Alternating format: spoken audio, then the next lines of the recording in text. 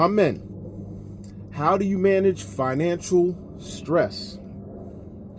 Listen, we know in this climate, there's a lot of things that are barreling down on us right now. A lot of things, a lot of folks are going through tough times, having to make decisions, robbing Peter to pay Paul. It's a lot of that stuff that's going on right now. It's a very challenging time. And I'm going to tell you that sometimes you're going to have to make the tough decision to either stop paying something. My first thing is that you need to try to call whatever it is, whatever debt that you have, and try to see if you can make any kind of arrangements. That's first of you got it. You can't necessarily avoid it. Now, if it's at a point where it's just not sustainable, then you're gonna have to start switching those gears and start thinking about, okay, what is gonna be my exit plan? What do I need to do? I'll give you a little bit of a story, kind of what happened to me back in, the financial crisis back in 2008. I wound up acquiring a lot of properties. 2005, 2006, about 2007, acquired a lot of properties, right? We all know where this is heading. Acquired a lot of properties. I had my business still at that time, so I was trying to diversify. I was trying to set it up to where I was like, you know what? My business is running fine. I've got folks that are working for me, and I'm going to try to diversify my portfolio and get into the real estate business so that way I can make my income off of the real estate and forego worrying about what my business is going to do. Well, if most of you all know, during that time, what occurred? What occurred was all of a sudden they freeze the credit. And now I had bought these properties and I put my money into these properties, tens of thousands of dollars to build up these properties. And because initially what I was trying to do is I was trying to flip them, but then I started seeing that the market was getting soft. So I had to make another plan to be like, okay, let me rent these out. So I rented out my properties. Now, my expectation was what I was going to try to do was the money that I put in to fix these properties out. I was going to try to take that money back out because that was the money that, I initially used to increase the equity on these properties. Yeah, that didn't go so well. What happened was credit markets freezed. All of a sudden the values of the property started dropping. So now I'm stuck. I'm looking at like, what the freak? I can't get my money back out. Tens of thousands of dollars that I put into these properties, I can't get that money out. And then, of course, what started happening was tenants started having their problems. As far as them coming back to me saying, hey, I can't really afford to pay this month's rent and all this other stuff. So it wound up being this domino effect where now I've got to make decisions. I've got to look at my business because my business was my main income. I got to look at my business and I got to start figuring out, okay, what do I do? What do I need to do in this position? Can't get this income.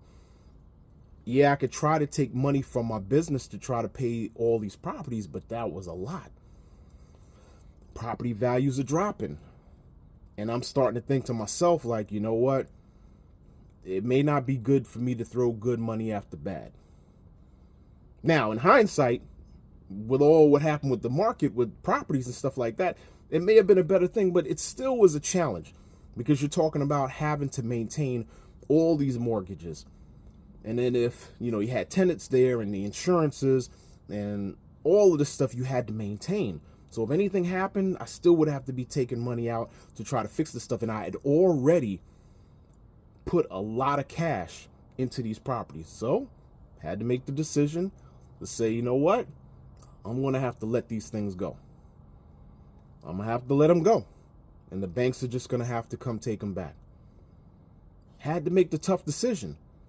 If you're in that position right now where you're looking at this train that's coming and you're unsure, you got maybe a car that you have, maybe you've got your rent, your mortgage, you have some credit card bills, you got other type of debt that you're responsible for, and you're getting in a crunch.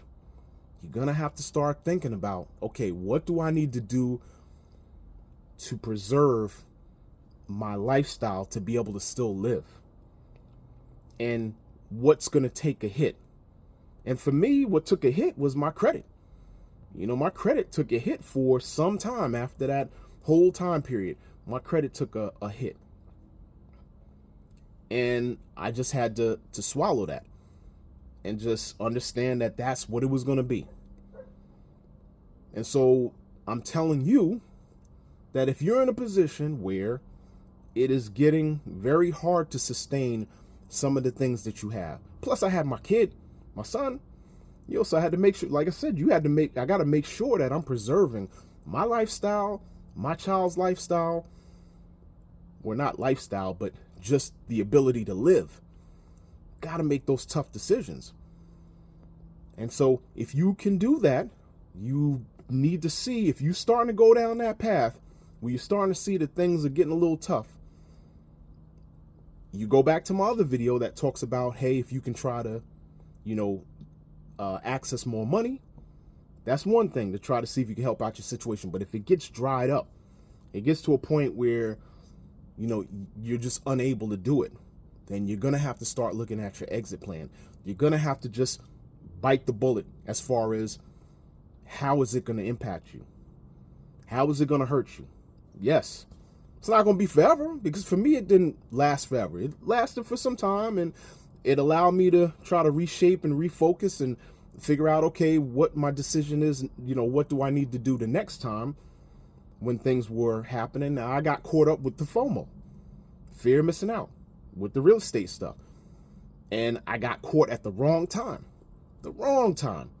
I thought that I was going in and everything was working out and this would be fine. But yeah, little did I know that was on the last tail, the end tail of this whole thing with the properties.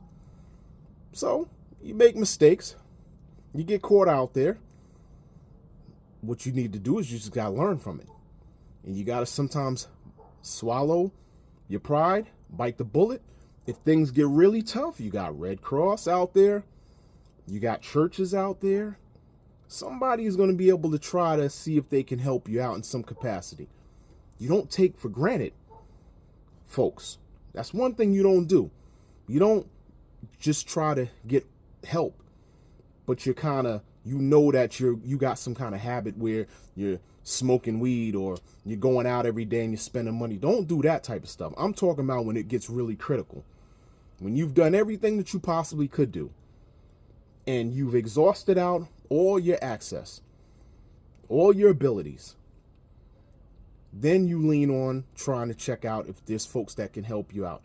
And there are programs out there. You got to have to search it. You're going to have to call like your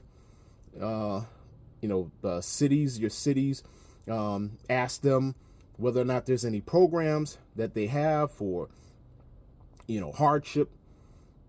There's a lot of different things that are out there. But like I said, Red Cross, some of the churches, some other organizations out there, they have programs that they can help folks out if it gets very, very critical.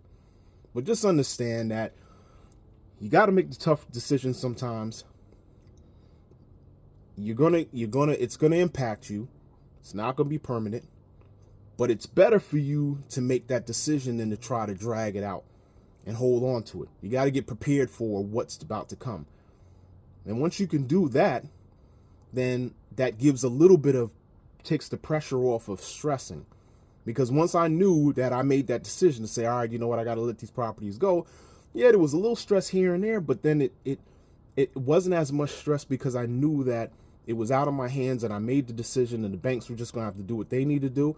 And I just watched everything, made sure that they, you know, took the properties back, took it out of my name, and that was that. But that relieved a lot of the stress because I knew I just couldn't afford to maintain that. It was either that or it was going to be my business. And I wasn't going to let my business fold. All right? Hopefully that gives you a little bit of direction in these tough times. Got to go to the park like I normally do. I'm going to catch you on the next note. Peace out.